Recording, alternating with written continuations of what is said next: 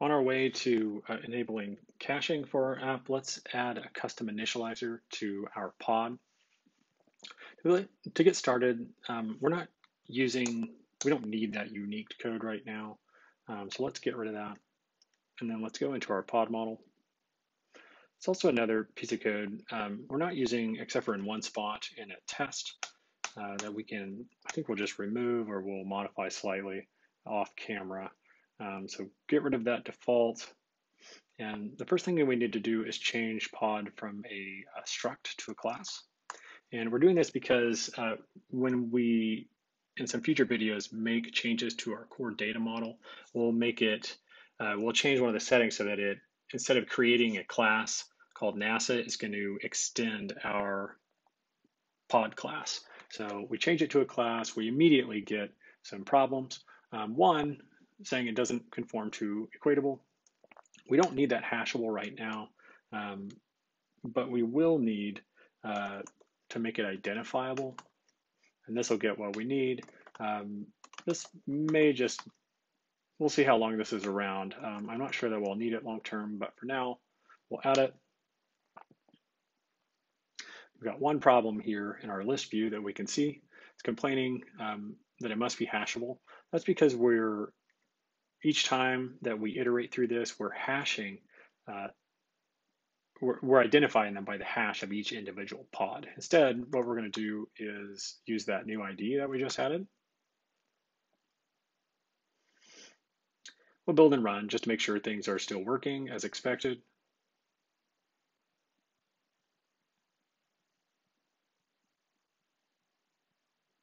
And let's see, status code 200. It is not working as expected. Let's go back to our model and try to figure out what's going on. Oh, there's our problem. The reason it's not working right now, it's not able to get that unique identifier. What we could do is this for the moment. And I think that'll do it. There we go. Excellent. What we'll do though, because we need some custom initialization later on. So I think what we'll do is instead of initializing ID here, what we'll do is we'll add a required initializer from decoder. And we'll try to grab that out into a container that's keyed by our coding keys that we added last time of self. And trying to think of the best way to type this. Let's just copy that with the Option key held down, got me in block copy mode like that. And I'm going to paste, I forget Xcode, you have to make vertical space for it. It won't do it itself. I think that's right. Okay, it is, yeah, that's looking pretty good. And we'll say equals try container decode if present, and I think we'll just make it string for now. Not all of these are strings. We'll fix that in just a second here. And then I think I might just leave that as is. We don't want to do the block on that. And in fact, this first one, I'm going to delete that. I'm going to initialize our UUID right there. And then I'm going to change these to match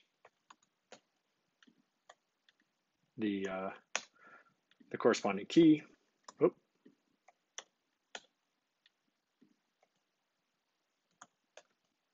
lot going on the screen.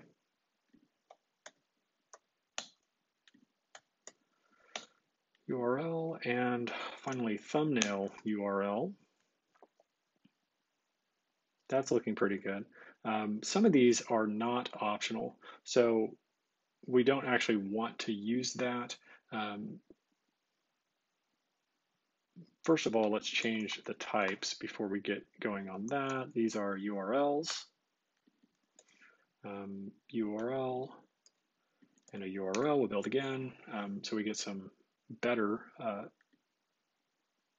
error messages. When we actually start using our core data model, we may make some changes to that, but right now everything's optional. So we will actually have to restore this if present. But for now, so we have to make a minimal amount of code changes. Let's just get rid of that is present.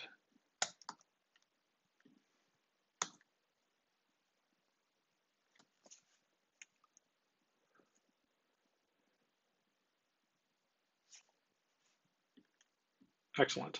So that's looking pretty good.